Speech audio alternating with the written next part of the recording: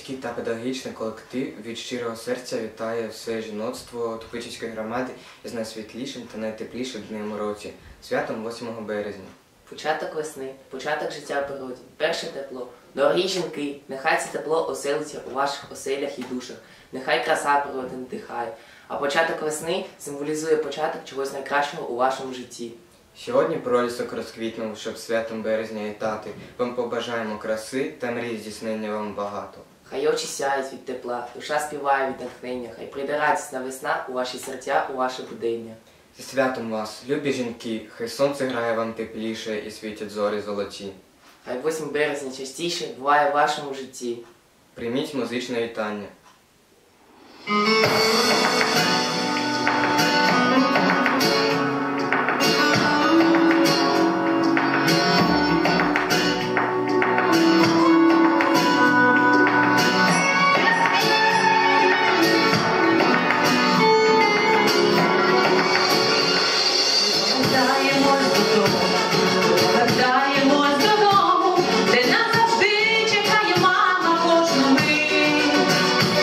Зараз мене зніме з дому.